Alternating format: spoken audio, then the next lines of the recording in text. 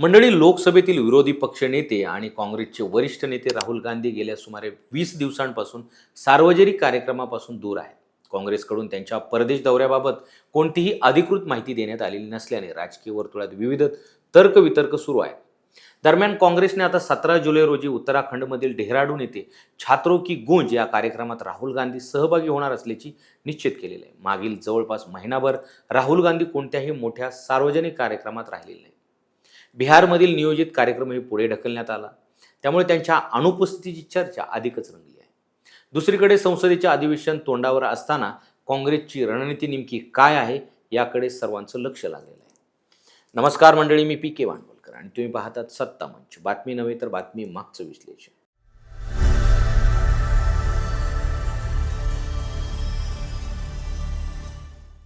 चला तर मग मुद्देसूद पाहूया. मुद्दा नंबर 1, राहुल गांधी नेमके कुठे आहेत? अधिकृत माहितीचा अभाव. गेल्या सुमारे 20 दिवसांपासून राहुल गांधी सार्वजनिक कार्यक्रमांमध्ये दिसलेले नाहीत. काँग्रेसमधील सूत्रांकडून ते परदेश दौऱ्यावर असल्याचं सांगितलं जात असलं तरी ते कोणत्या देशात आहेत, दौऱ्याचं कारण काय आहे किंवा ते कधी परतणार याबाबत पक्षाकडून कोणतंही अधिकृत निवेदन देण्यात आलेलं नाही. यापूर्वी राहुल गांधी परदेश दौऱ्यावर गेले की विविध विद्यापीठे, थिंक टँक किंवा भारतीय समुदायांशी संवाद साधताना दिसायचे. त्यांच्या भाषणाचे फोटो आणि व्हिडिओही समोर यायचे. मात्र यावेळी तब्बल 20 दिवस उलटूनही त्यांचा कोणताही सार्वजनिक कार्यक्रम किंवा अधिकृत माहिती समोर न आल्याने विरोधकांनी प्रश्न उपस्थित करण्यास सुरुवात केली. मुद्दा नंबर 2, छात्रों की गूंज आंदोलन अचानक का थांबलं? काँग्रेसने पेपरफुटी, बेरोजगारी आणि शिक्षण व्यवस्थेतील प्रश्नांवर देशव्यापी छात्रों की गूंज आंदोलन सुरू केलं होतं. 17 जून रोजी राजस्थानमधील कोटा येथून राहुल गांधी यांच्या उपस्थितीत या मोहिमेची सुरुवात झाली. विद्यार्थ्यांकडून या कार्यक्रमाला मोठा प्रतिसादही मिळाला होता. त्यानंतर ही मोहीम देशभरात नेली जाणार असल्याचं सांगण्यात आलं होतं. मात्र कोटानंतर राहुल गांधी कोणत्याही कार्यक्रमात सहभागी झाले नाही. त्यामुळे ही मोहीम अचानक थांबल्याचं चित्र निर्माण झालं. बिहारमध्ये 12 जुलैला होणारी रॅलीही पुढे ढकलण्यात आल्यामुळे काँग्रेसच्या रणनीतीवर प्रश्नचिन्ह निर्माण झालेलं आहे. मुद्दा नंबर 3, अखेर 17 जुलैला राहुल गांधी पुन्हा मैदानात. मंडळी, आता काँग्रेसने 17 जुलै रोजी उत्तराखंडमधील डेहराडून येथे छात्रों की गूंज कार्यक्रम आयोजित केलेला आहे. या कार्यक्रमात राहुल गांधी सहभागी होणार असल्याचं पक्षाने स्पष्ट केलेलं आहे. जवळपास महिन्याभरानंतर ते प्रथमच मोठ्या सार्वजनिक व्यासपीठावर दिसणार असल्याने या कार्यक्रमाकडे राजकीय वर्तुळाचं विशेष लक्ष लागलेलं आहे. याच कार्यक्रमातून शिक्षण, पेपरफुटी, बेरोजगारी आणि केंद्र सरकारच्या धोरणावर राहुल गांधी आक्रमक भूमिका मांडण्याची शक्यता व्यक्त केली जात आहे. मुद्दा नंबर 4, संसद अधिवेशनापूर्वी काँग्रेसची रणनीती काय? मंडळी, 20 जुलैपासून संसदेचं पावसाळी अधिवेशन सुरू होणार आहे.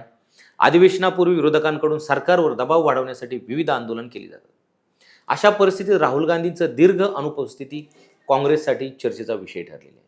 राजकीय विश्लेषकांच्या मते संसद अधिवेशनापूर्वी काँग्रेस शिक्षण, पेपरफुटी, बेरोजगारी आणि महागाई या मुद्द्यावर जनमत तयार करण्याचा प्रयत्न करू शकते. त्यामुळे 17 जुलैचा कार्यक्रम काँग्रेसच्या पुढील राजकीय रणनीतीसाठी महत्त्वाचा मानला जात आहे.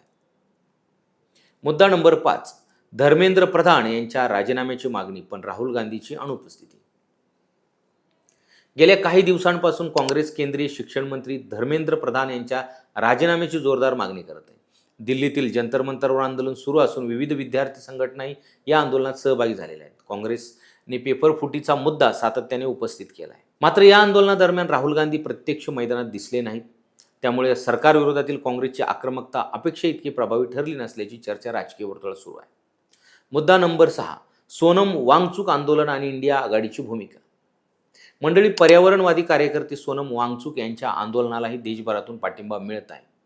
इंडिया आघाडीतील अनेक नेत्यांनी त्यांच्या आंदोलनस्थळी जाऊन समर्थन व्यक्त केले. मात्र राहुल गांधी स्वतः या आंदोलनात सहभागी झालेले नाहीत. त्यामुळे विरोधक सरकारविरोधात एकत्रितपणे किती आक्रमक आहेत यावरही प्रश्नचिन्ह उपस्थित होत आहे. मुद्दा नंबर 7, पोस्टरबाजी आणि भाजपची टीका. राहुल गांधी परदेशात गेल्यानंतर दिल्लीमध्ये त्यांच्या अनुपस्थितीवरून पोस्टरबाजी करण्यात आली होती. त्यानंतर भाजपनेही राहुल गांधीवर टीका करत महत्त्वाच्या राजकीय घडामोडी सुरू असताना ते देशाबाहेर असल्याचा आरोप केला. दुसरीकडे काँग्रेसने या टीकेला फारसं महत्त्व न देता 17 जुलैच्या कार्यक्रमावर लक्ष केंद्रित केलेलं आहे. पुढे काय घडू शकतं आता? मंडळी, 17 जुलैला डेहराडूनमध्ये होणाऱ्या कार्यक्रमातून राहुल गांधी पुन्हा सक्रिय राजकारणात दिसतील अशी अपेक्षा आहे.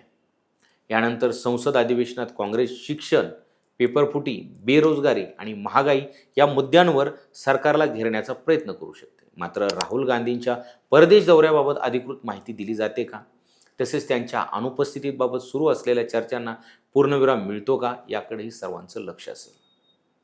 मंडळी, या संपूर्ण घडामोडीतून 3 महत्त्वाच्या गोष्टी समोर येतात. गोष्ट पहिली, राहुल गांधी गेल्या सुमारे 20 दिवसांपासून सार्वजनिक कार्यक्रमांपासून दूर असून त्यांच्या परदेश दौऱ्याबाबत काँग्रेसने कोणतीही अधिकृत माहिती दिलेली नाही. गोष्ट दुसरी, छात्रों की गूंज मोहिमेला महिन्याभराचा ब्रेक लागल्यानंतर आता 17 जुलैला डेहराडूनमधून राहुल गांधी पुन्हा मैदानात उतरणार आहे.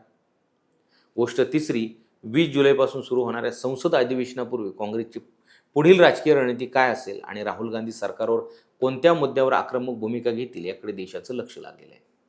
मंडळी, आता तुम्हीच सांगा, राहुल गांधींची 20 दिवसांची अनुपस्थिती ही केवळ नियोजित परदेश दौरा आहे की त्यामागे काँग्रेसची काही मोठी राजकीय रणनीती आहे? तुमचं मत आम्हाला कमेंटमध्ये नक्की लिहा आणि अशाच प्रकारच्या राजकीय अपडेटसाठी सत्ता मंच चॅनलला सबस्क्राईब करा आणि इन्स्टा पेजला फॉलो करा.